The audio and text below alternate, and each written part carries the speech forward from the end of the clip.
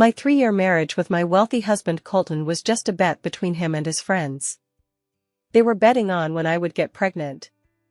The day I accidentally discovered the truth, I was holding a pregnancy test with 2 pink lines. I was overjoyed to tell him the news, but he brought his first love home and said to my face, "The game is over, I lost. You should leave, she's back." I disappeared without a sound. 5 years later, at an international children's art exhibition, Colton saw a little boy who looked exactly like him. Colton searched all over the world for me, only to be greeted by his son splashing watercolor all over him. His son stood with his hands on his hips and said to him, "If you want to chase my mom, you'll have to get through me first. You villain." 2 bright red lines appeared on the cold pregnancy test. After 3 years of marriage, I was finally pregnant with Colton's child. With slightly trembling hands, I caressed my abdomen, my heart filled with immense joy. I want to tell him this good news right away. Today is our wedding anniversary. This must be the best gift from heaven to me, to us. I've even figured out how to tell him, to see his surprised and excited expression. The roar of an engine came from downstairs, mixed with the noise of Colton and his friends. He was back. Clutching the pregnancy test, I happily thought about going downstairs. As soon as I stepped out of the bedroom, a familiar name caught my ear. "Colton, it's been 3 years, and Jasmine's belly still hasn't shown any movement. Aren't you going to lose this bet?" It was Dylan, Colton's childhood friend. My feet froze in place instantly, as if all the blood in my body had solidified in that moment. A bet? What bet? I heard Colton let out a soft laugh, his voice carrying a casual indifference I had never heard before. "What's the rush? Isn't there still one last day?" Another voice sounded, carrying a teasing smile. "Who was it that got drunk, patted their chest and bet us that they could definitely make this ice beauty Jasmine fall in love with you within 3 years, and even willingly have a child for you? The bet is that astronomical pink diamond, the heart of the universe. Colton, if you lose, you won't be able to give it to your beloved Kayla." Kayla. This name is like a poison dagger, piercing straight into my heart. The one he kept at the tip of his heart, the white moonlight he had yearned for so many years. So that's how it is. So my 3 years of marriage, all the genuine love I gave, the relationship I so carefully maintained, was nothing but a game they played after drinking. An absurd bet to please another woman. The pregnancy test in my hand feels like a cruel joke right now, burning my palm. My heart is clenched by an invisible hand, the pain making it hard to breathe, and even standing becomes difficult. I don't know how I made it downstairs. My mind was a complete blank, with only those cruel words echoing over and over again. In the living room, the men's laughter continued, piercing and disgusting. I rushed over and slammed the pregnancy stick hard on the glass coffee table in front of Colton. A sharp bang echoed. The noise and laughter stopped abruptly.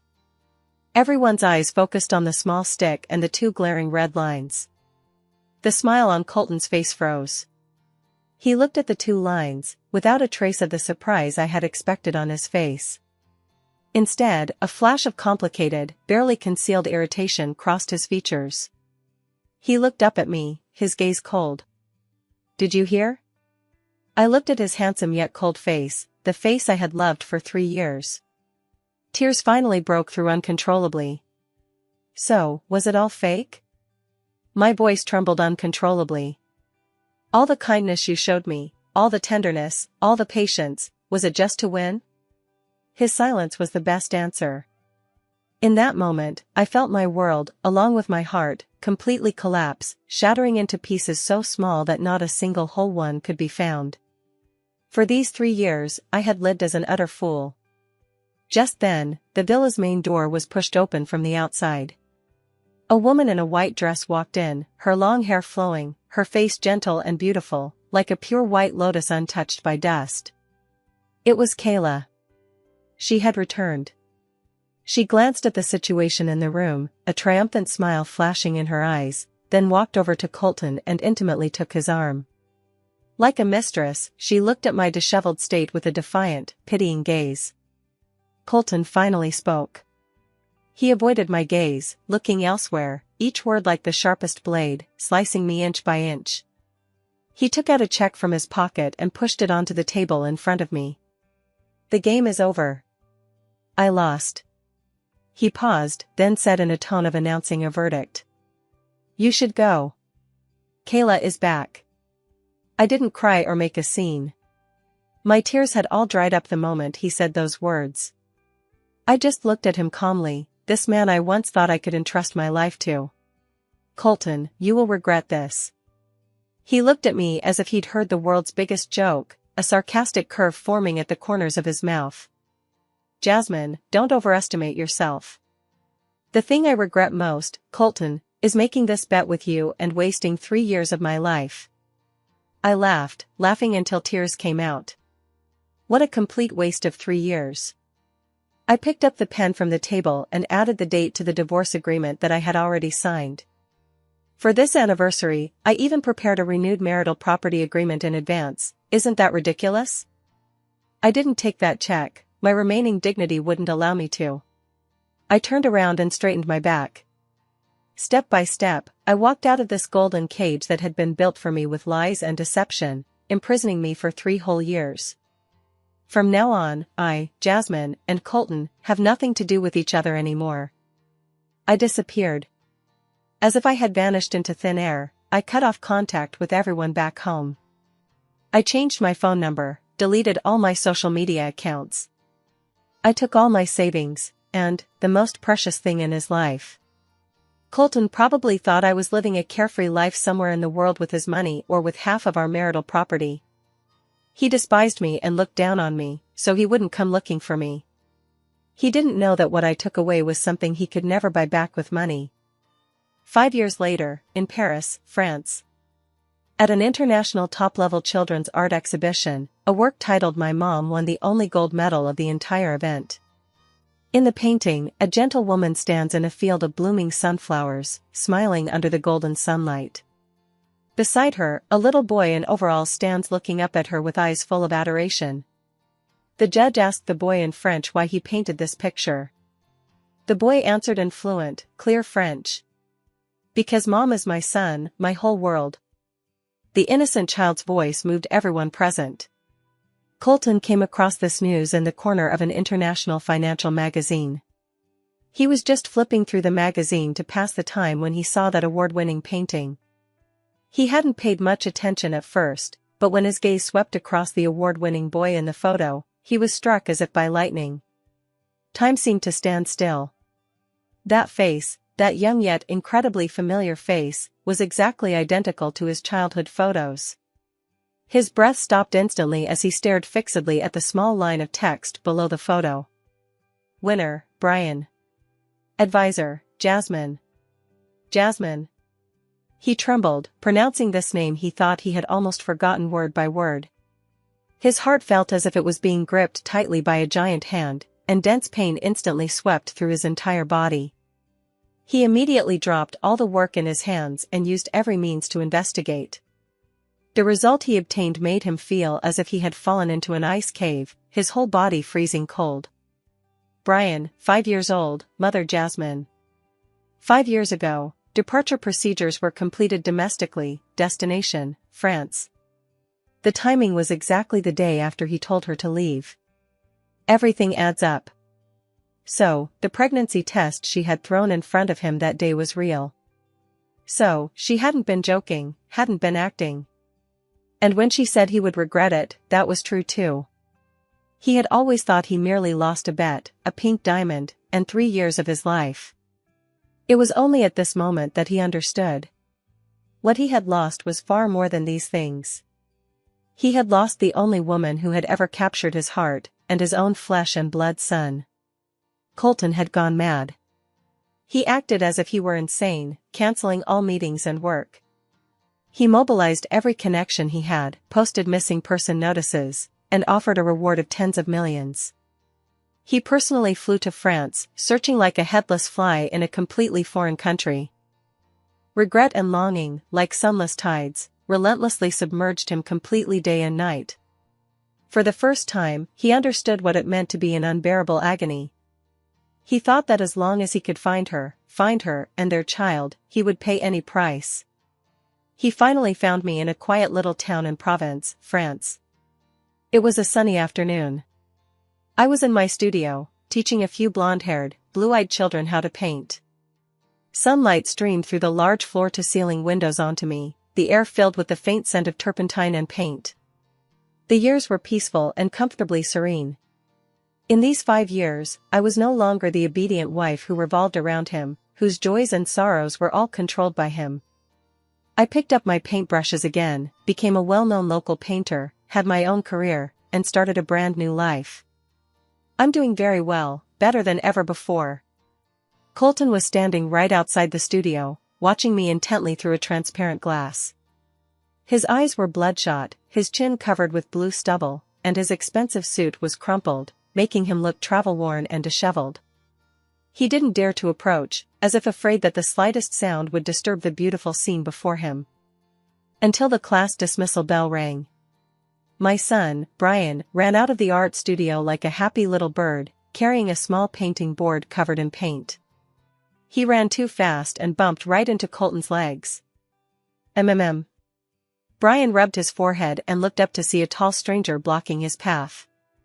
With his little brow furrowed, he said in a childish voice in Chinese, "Uncle, you're in my way." Colton slowly crouched down. He looked at this miniature version of himself before him, at those eyes that were identical to his own. His Adam's apple bobbed violently, his voice choked and almost out of tune. You're Brian?" Brian warily took a step back, treating him like a strange villain. "How do you know my name? Do you know me?" Colton reached out his hand, wanting to touch his face, but stopped midway in the air, not daring to make contact.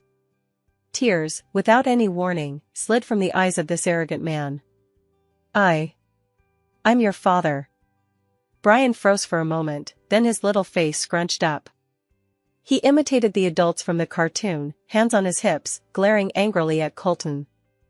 "My mom said my dad is a sore loser. He kicked us out for some bad woman, he doesn't want us anymore."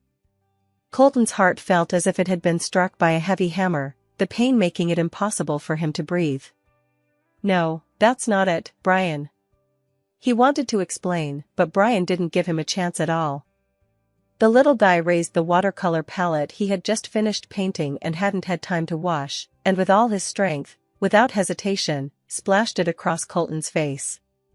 Colorful paints instantly smeared all over Colton's face. "If you want to chase my mom, you'll have to get through me first. You big villain." I heard the commotion outside and walked out quickly. As soon as I stepped out the door, I saw this embarrassing yet comical scene. Colton, that ever lofty, noble and aloof favored son of heaven, was now covered in colorful paint like an overturned palette, his expensive suit a mess of red, yellow, blue, and green. And my son, Brian, was like a little warrior defending his territory, lecturing him with righteous indignation. I hurried over, pulled Brian into my arms, and shielded him behind me. Then, I looked up and stared at him coldly. "Mr. Colton, we are already divorced. You are not welcome here. Please don't disturb our lives again." Colton wiped the paint off his face with the back of his hand, revealing a pair of eyes filled with pain and pleading. His gaze locked onto me as if trying to see through my soul. "Jasmine, I'm sorry." His voice was extremely hoarse. "I know I was wrong, I really know I was wrong. Come home with me, okay?" "Home?" I laughed as if I'd heard some kind of joke. "My home is right here, with my art studio, with my son.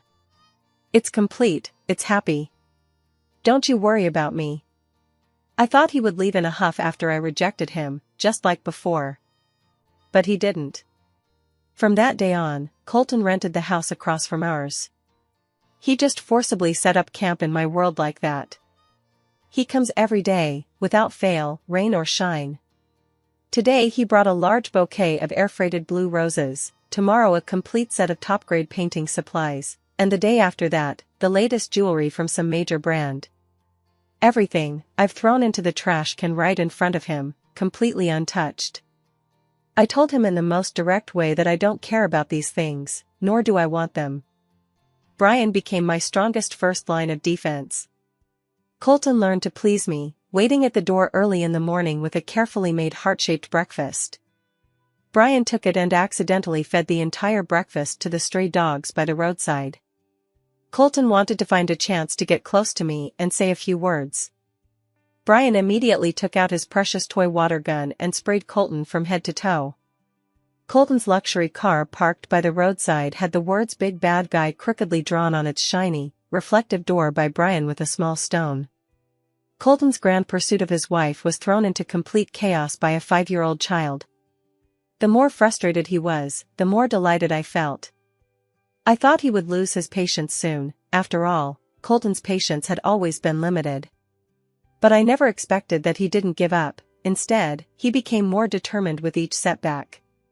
He seemed to finally understand that material things couldn't move me, so he changed his strategy, focusing on my only weakness, my son Brian. He began to clumsily study child psychology, buying a pile of parenting books to stack at home. He had a 5-star chef from his country teach him how to make cartoon bento boxes, varying the designs every day.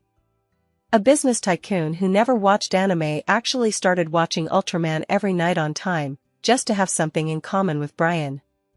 He completely put aside his lofty status and pride, trying every possible way to win favor with Brian every day. Taking him to the park to play soccer, telling him bedtime stories that even he couldn't understand, helping him fix broken toy robots. A child's heart is always the softest. Although Brian still called him big villain and gave him the cold shoulder, his attitude had obviously softened. The Ultraman model that Colton sent, he would secretly hide it under the bed. The stories that Colton told, he would listen to them with perked ears. The turning point happened on a rainy day. Brian, chasing a ball that rolled onto the road, wasn't looking when an out-of-control car sped toward him. My heart stopped beating, and I screamed as I rushed forward. It was Colton. He was faster than me. He practically lunged forward, pulling Brian into a tight embrace and using his own back to bear the scrape with the car. The screeching sound of brakes filled the air. His arm was cut by the side mirror, leaving a long gash that instantly stained his white shirt with blood. Brian was terrified, looking at his bleeding arm, and for the first time, he burst into tears with a wow. Colton, however, paid no attention to his own injury, just held his unharmed son tightly in his arms and whispered, "Don't be afraid, as long as Brian is okay." I stood there, watching this scene, with mixed feelings. I had to admit that in that moment, I wavered for an instant. Deep in my heart, it felt as if something had stung me lightly. But it was only for a moment. That ridiculous bet, that cruel game over, that flimsy check, and Kayla's triumphant face, all of it flooded back to my mind in an instant. My heart hardened once again, becoming as cold as steel. Some hurts are etched into the bones, and cannot be easily erased with a simple "I'm sorry" or 1 or 2 instances of selfless devotion. Colton thought that by sacrificing himself to save his son and gaining his son's approval, he saw hope for reconciliation. His actions became bolder. He drew up a transfer agreement for half of the group's shares and placed it before me. It was an astronomical figure, enough to drive anyone crazy. He said to me in an almost pleading tone, "Jasmine, this should have been yours and the child's all along. It's I who wronged you, this is my compensation to you." I looked at the thick document, my eyes showing not the slightest ripple of emotion. I told him calmly, word by word. "Colton, money has long lost its meaning to me. My son and I are doing well now, we don't need money. If you truly feel guilty, please sign this agreement." I took out another document from the drawer and pushed it in front of him. Statement of relinquishment of custody rights. Colton's face suddenly turned deathly pale. He looked at the large words on that statement as if he had seen the most terrifying thing. "Jasmine, you want me to give up Brian? You're so cruel." I sneered, "Cruel? Colton, who's the one being cruel here? 5 years ago when you told me to get lost, did you ever stop to think I was pregnant with your child? You were willing to abandon your own flesh and blood for Kayla, and now you're pretending to be the doting father?" My words were like knives, each one drawing blood. He was so cornered by me that he couldn't utter a single word, only looking at me with an extremely wounded gaze. He thought this would soften my heart. But he didn't know that my heart was no longer with him. To win me back, he planned an extremely grand apology ceremony. Right on the lawn downstairs from our home, he used 9,999 top-quality red roses to form a giant heart shape. He wore a solemn suit, holding a magnificent, sparkling pink diamond in his hands. It was the very heart of the globe that he had lost before and then bought back at a great price. In front of all the neighbors in the small town, he knelt on one knee, looking up at me standing on the second-floor balcony. "Jasmine, marry me. I was a bastard before, I was blind. Please, give me another chance." His voice, through the microphone, spread throughout the entire neighborhood. The area was filled with curious neighbors who all exclaimed with admiration and envy. Everyone thought that faced with such a romantic and expensive proposal, any woman would be moved and accept. I just calmly looked at him, at the man performing like a clown downstairs. "Colton, don't waste your effort." My voice wasn't loud, but it clearly reached his ears. It's impossible between us anymore." Just then, a sleek and elegant black car quietly stopped beside us. The door opened, and a gentle, refined man dressed in light casual wear stepped out. In his hand, he was carrying an exquisite cake box, the chestnut cake from Brian's favorite bakery. His name is Stanley, my neighbor, and also an internationally renowned architectural designer. For the past 5 years, he has been like a silent guardian, quietly accompanying my son and me. I turned around and went downstairs, walking to Stanley's side and naturally taking his arm. Then, I turned to Colton, who looked stunned and incredulous, and gave him a bright, genuine smile. I crouched down, stroked Brian's head, and said softly, "Sweetie, say hello to Uncle Stanley." Brian immediately threw himself into Stanley's arms, giving him a big hug. He shouted in the sweetest and loudest voice, "Daddy Stanley." Colton's face turned deathly pale in an instant at the crisp sound of "Daddy Stanley." The velvet ring box containing the heart of the world slipped from his hand and fell to the ground with a snap. The priceless pink diamond rolled out, stained with dirt on the grass, its brilliance completely lost. He was like a sculpture drained of all life force, kneeling there stiffly. He watched my intimate posture with Stanley, watched my son snuggling in another man's arms and calling him daddy. The light in his eyes faded away, bit by bit, until it was completely extinguished. It was an expression I had never seen before, a mixture of shock, pain, and utter despair. Stanley gently patted the back of my hand, soothing my emotions. He didn't even glance at Colton, just nodded politely in his direction as a greeting. He showed no hint of showing off or provocation. That calm and composed demeanor instead made Colton, kneeling on the ground, appear even more wretched and pathetic. "Jasmine, it's getting windy outside, a bit chilly," he said softly to me. "Take Brian home now, the cake is going to melt." I mumbled in response, took Brian from his arms, held his little hand, and turned to follow Stanley, walking toward home without looking back. I didn't turn to look at Colton. But I could clearly feel that scorching and painful gaze, like a red-hot branding iron, searing into my back. It wasn't until we walked through the door that the gaze finally disappeared. "Colton, some things, once lost, can never be found again. What you lost wasn't just that gamble, wasn't just your son. What you lost was my once unconditional, reckless love. And that love has been crushed by your own hands, never to be pieced together again. Once lost, it's lost for a lifetime." That night, a drizzling rain fell upon the small town. Colton, completely drunk, stood in the rain downstairs from our home, shouting my name over and over again. "Jasmine! Come out! Come out here! Tell me who that man is. What right does he have? Jasmine! Don't you have a heart? How could you treat me like this?" His voice was hoarse, filled with unwillingness and madness. Brian was woken up and hid in my arms, somewhat scared. I held my son and walked to the window, expressionlessly pulling the thick curtains shut, blocking out all sounds from outside. My heart? It had been personally cut open and dug out by him on that cold night 5 years ago. My heart had long been dead. After being thoroughly rejected and provoked by me, Colton descended into paranoid madness.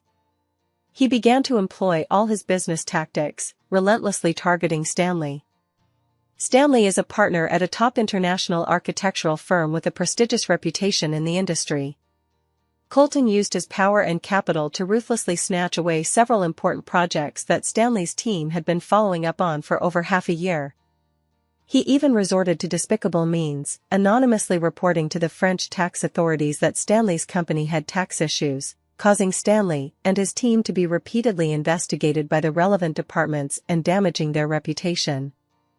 He thought this would force Stanley to back down and make him retreat when faced with difficulties. He thought that as long as he drove the men away from my side, I would return to him. He was still so self-righteous. In the face of Colton's almost frantic suppression, Stanley remained calm throughout. He didn't show the slightest bit of impatience or stress in front of me. He just gently held my hand one evening and said to me, "Jasmine, don't worry, these are just minor business frictions, I can handle them." He didn't complain to me once about Colton's shamelessness, nor did he blame me for bringing him trouble. Instead, he became more attentive and took even more meticulous care of our son and me. He would set aside his work and spend an entire afternoon accompanying Brian in painting in the garden. He would study my favorite flavors and personally cook a sumptuous Chinese meal for me. When I'm exhausted from working late on art exhibition matters, he would give me a warm, supportive hug to lean on. With his gentleness and tolerance, he created a peaceful sky for us all. Children have sharp eyes and can most intuitively feel who is truly good to them. Brian completely turned to Stanley. He began to openly and confidently call Stanley Dad Stanley. One time, when Colton came to harass them again, Brian blocked him at the door. Puffing out his small chest, Brian stood in front of Stanley, looked up at Colton, and said loudly, "I won't let you bully my Stanley Daddy. My Stanley Daddy is 1,000 times, 10,000 times better than you. You only bully people, you're a big villain." Hearing the piercing "Stanley Daddy," Colton trembled with anger, his face turning ashen. But looking at his biological son shielding Stanley, he couldn't utter a single word of abuse, forced to watch helplessly as the family of 3 cheerfully closed the door. I finally couldn't take it anymore. I could no longer let Colton's madness harm innocent Stanley.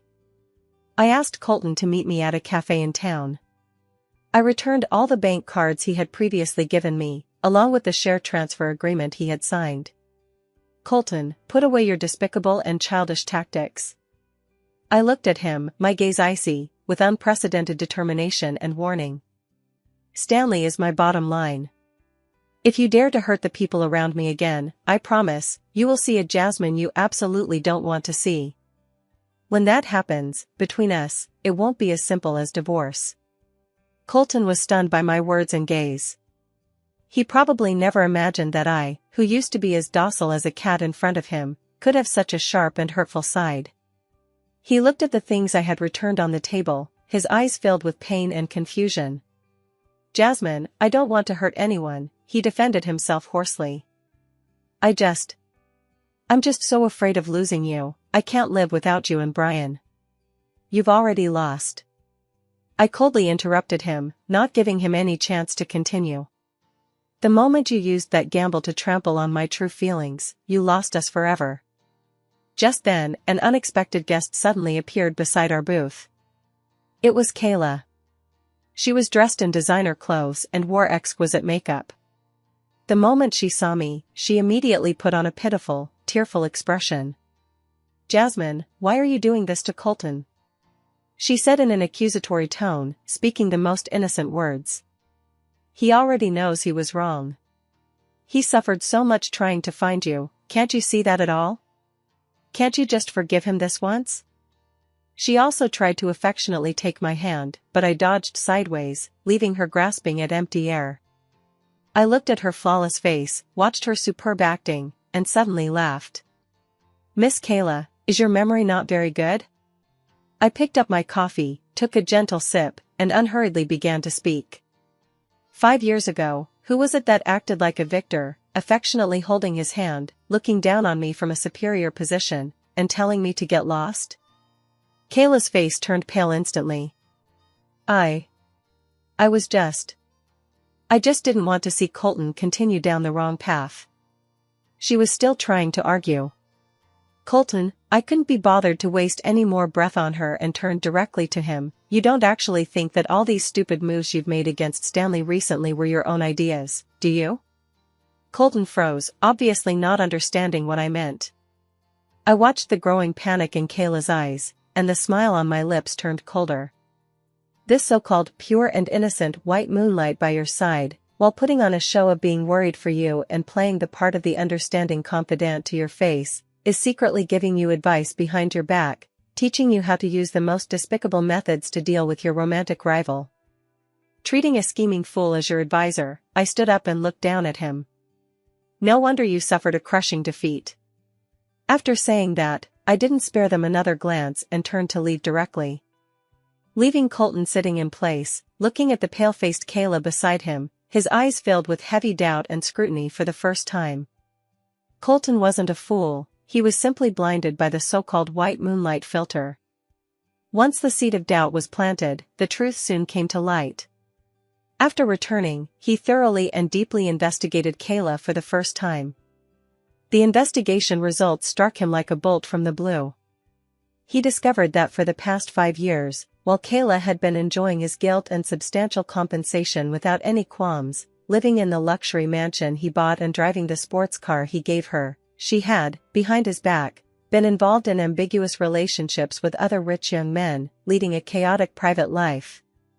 What made him even more devastated was when he found out that the reason he had made that ridiculous bet with his friend was because Kayla had whispered in his ear in a joking tone, half encouraging and half provoking, "A cold woman like Jasmine? There's no way someone like you, Colton, could make her fall in love with you, no matter how charming you are." She had known about my existence all along, and she was jealous that I became his wife. So she secretly encouraged him to start that game that destroyed everything I had. All the truth was brutally revealed. Colton's worldview collapsed once again.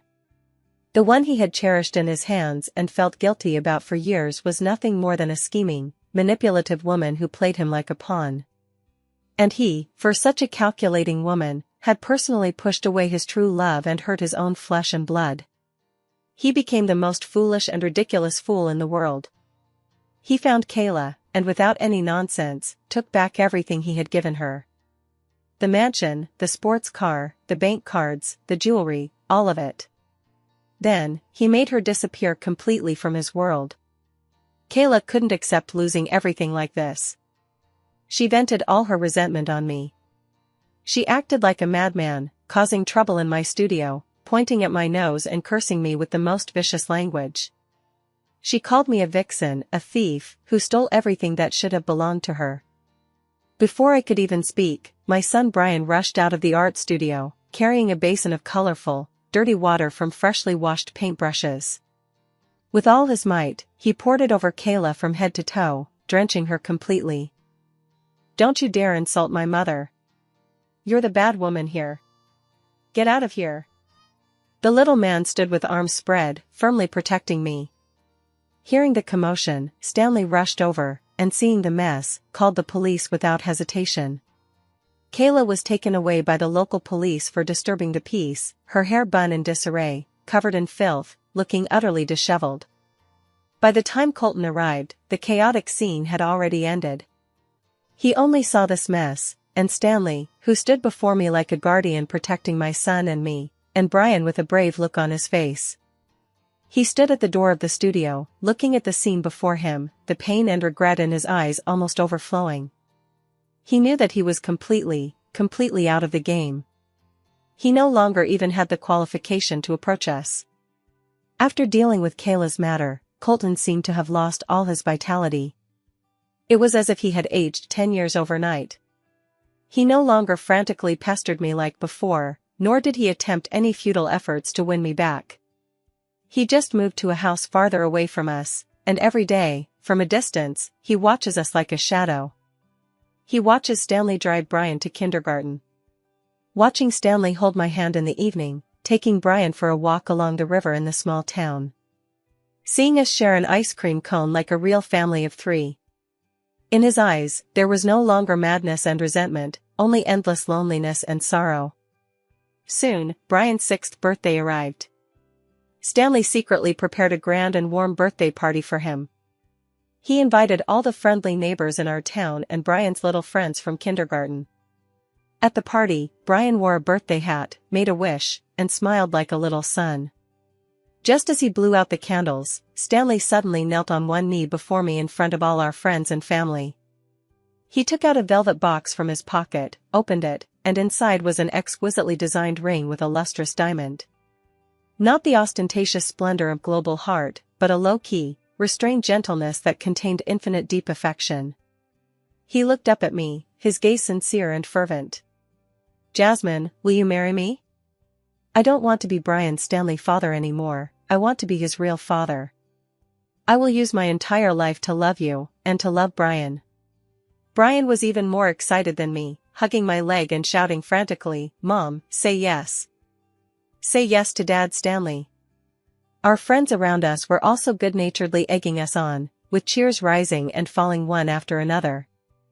I looked at the gentle man before me, seeing the unconditional love in his eyes. Then I looked at my son's little face, filled with anticipation and happiness. Tears instantly blurred my vision. This time, they were tears of happiness. With tears streaming down my face, I nodded firmly. "I do." Stanley put the ring on my hand, stood up, and held Brian and me tightly in his arms.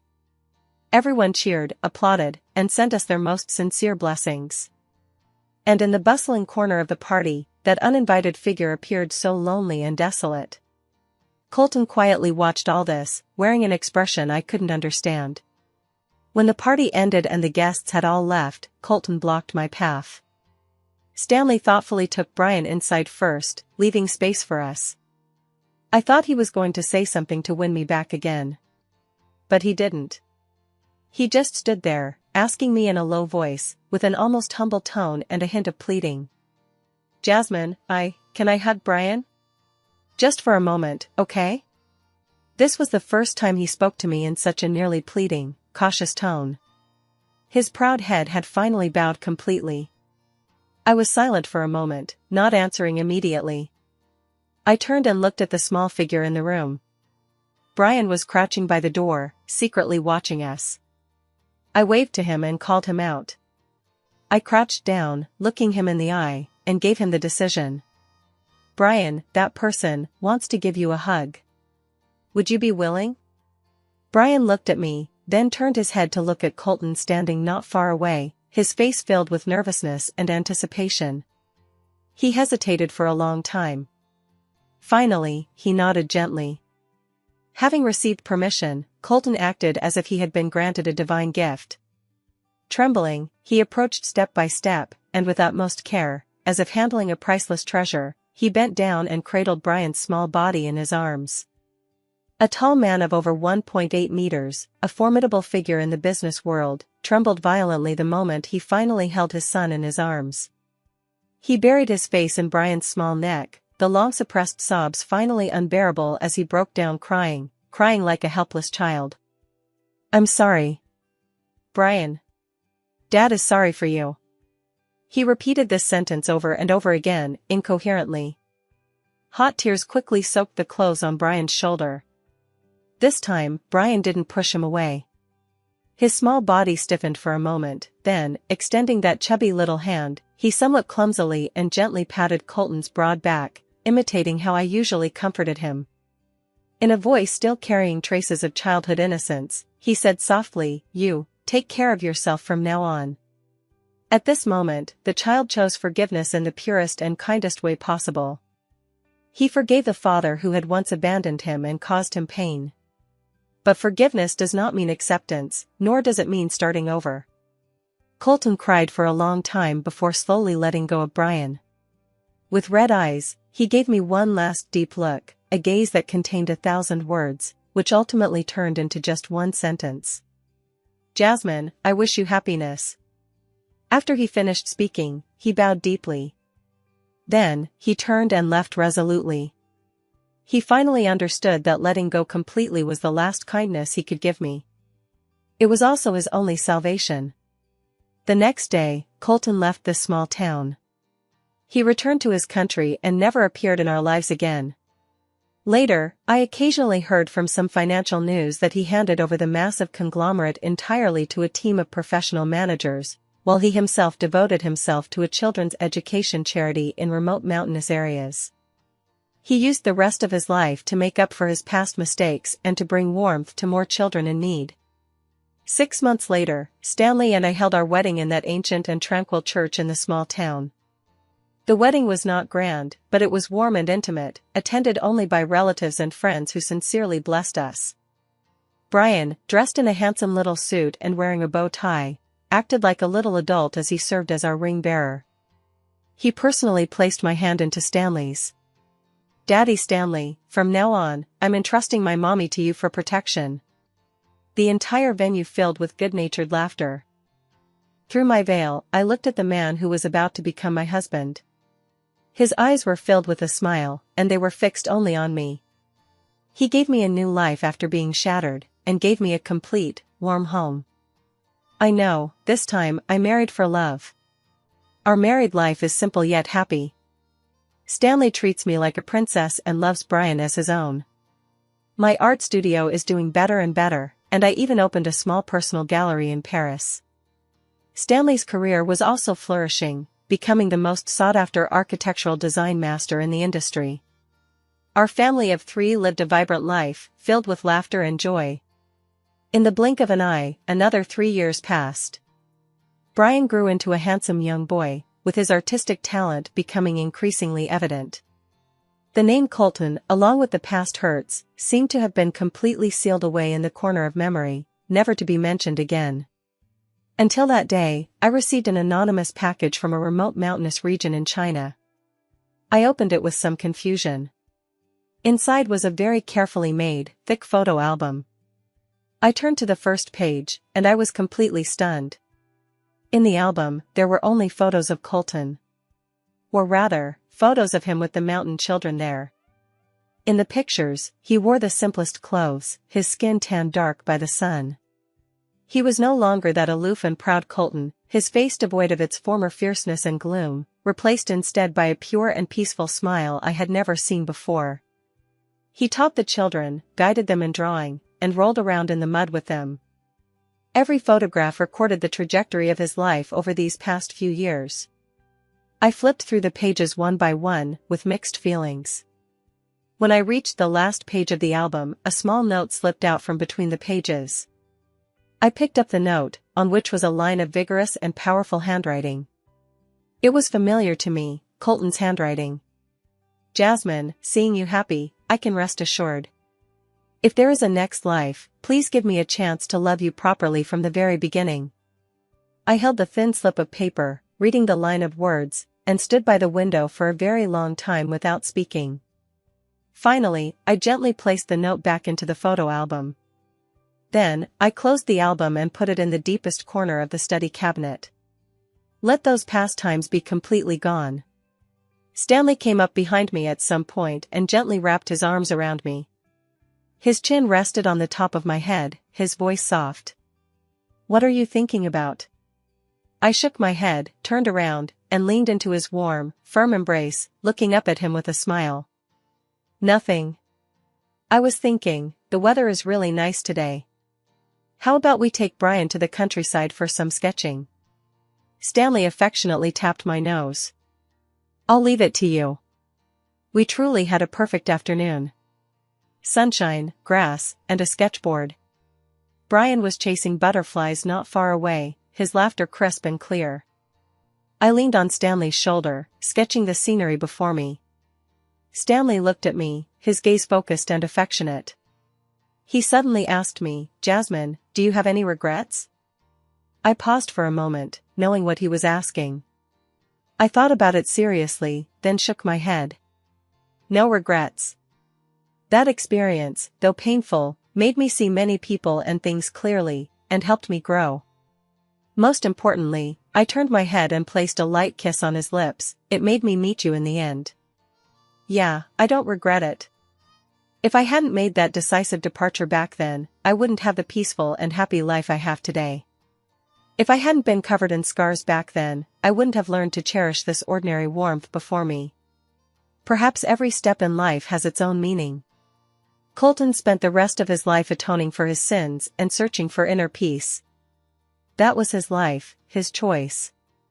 And as for me, I had long found my own happiness. Colton, our fate in this life has come to an end. We have each left deep or shallow marks in each other's lives. But neither of us needs to look back. People must always look forward. And in my future, with endless sunshine and a happy family, there is no longer a place for you. To lose is to lose for a lifetime. This statement holds true for both you and me. But fortunately, we have each found our own path, heading toward different yet equally bright futures. That is enough.